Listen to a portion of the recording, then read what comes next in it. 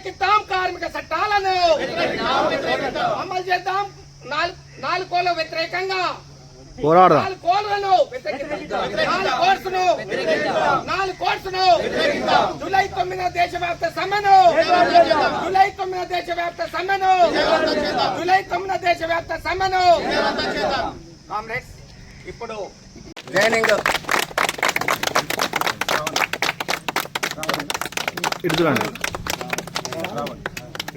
Comrade Shravan Kothapalli Shravan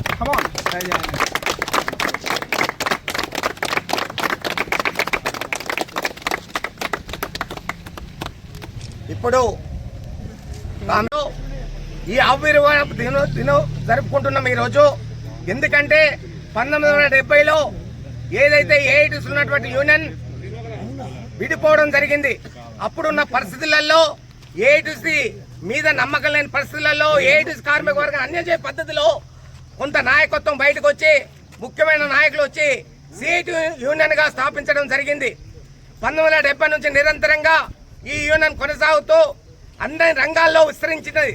ప్రధానంగా municipality, anganwadi, ASHA worker, గ్రామ panchayat, contract కార్మికుల సంఘం, సింగరేణి కాలేజ్ ఎంప్లాయీస్ యూనియన్, రకరకాల సంఘాలలో ఈ విస్తరించి ఈ పోరాటం అప్పటి నుండి ఇప్పటి వరకు కొనసాగుతుంది. అసలు ప్రధానంగా ఈ యూనియన్ ఎందుకు విడిపోయింది, మనం ఎందుకు విడిపోవాల్సి వచ్చింది అనే దాని మీద క్లుప్తంగా మనకు ముఖ్య అతిథిగా వచ్చినటువంటి కామ్రేడ్ ఎస్ నాగరాజ్ గోపాల్ గారు, Singareni colonies employees union CITU ఇప్పుడు జనరల్ సెక్రటరీ గారు వచ్చున్నారు. మీకు క్లుప్తంగా కూడా విషయాన్ని తెలియపరుస్తారు. కాబట్టి ఆ విషయాన్ని కూడా మీరు వినాలని, ఈ యొక్క జెండా ఆవిష్కరణ విజయవంతం చేసి ఆయన చెప్పే విషయాలు కొంచెం విని విజయవంతం చేయాలని మనవి చేస్తున్నాం. ఇప్పుడు కామ్రేడ్ సిఐటియు పుట్టి 55 సంవత్సరాలు పూర్తయింది. 56వ సంవత్సరంలోకి మనం అడుగు పెడుతున్నాం. ఇంతకుముందు ఏఐటీసీ కానీ, ఐఎన్టీసీ కానీ, హెచ్ఎంఎస్ కానీ, బిఎంఎస్ కానీ ఇవన్నీ 1951 పూర్వమే ఏర్పడ్డాయి. సిఐటియు మాత్రమే లేటుగా 1970లో ఏర్పడ్డది. దీనికి ప్రధానమైన కారణం ఏంటంటే ఈ 4 యూనియన్లు అనుసరించే వైఖరి, వాళ్ళు యాజమాన్యానికి అనుగుణంగా కార్మికుల హక్కులన్నీ తాకట్టు పెట్టే విధానాన్ని వ్యతిరేకిస్తూ ఆ రోజు ఏఐటీసీలో పనిచేస్తున్న కొంతమంది బయటకు వచ్చి సిఐటియుగా ఏర్పాటు అవటం అనేది జరిగింది.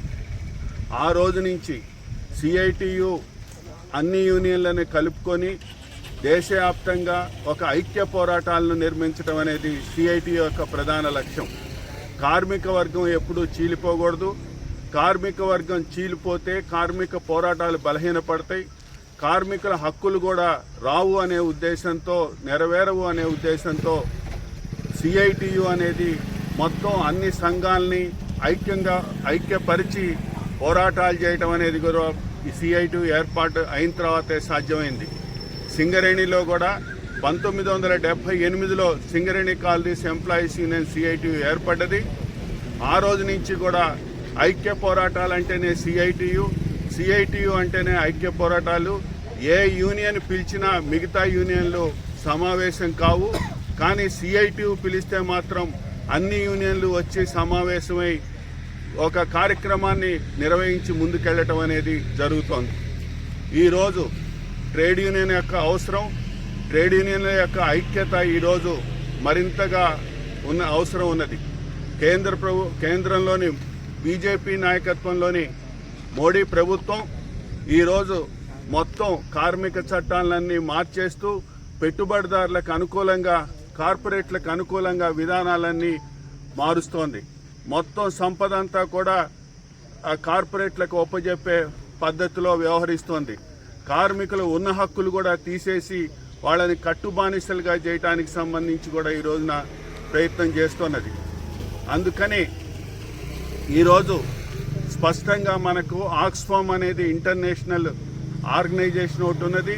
వాళ్ళు ఆ దేశ పరిస్థితి ఏంటి అనేది ప్రతి సంవత్సరం ఒక నివేదిక విడుదల చేస్తారు. వాళ్ళు ఈ సంవత్సరం విడుదల చేసే నివేదిక సారాంశం ఏంటంటే, బ్రిటిష్ వాళ్ళు భారతదేశాన్ని వదిలి వెళ్ళినప్పుడు ఏ పరిస్థితి అయితే భారతదేశంలో ఉన్నదో అటువంటి పరిస్థితి ఈ రోజున మన భారతదేశంలో ఇన్ని సంవత్సరాల స్వాతంత్రం తర్వాత కూడా ఏర్పడి ఉన్నది అనేది వాళ్ళు స్పష్టం చేశారు.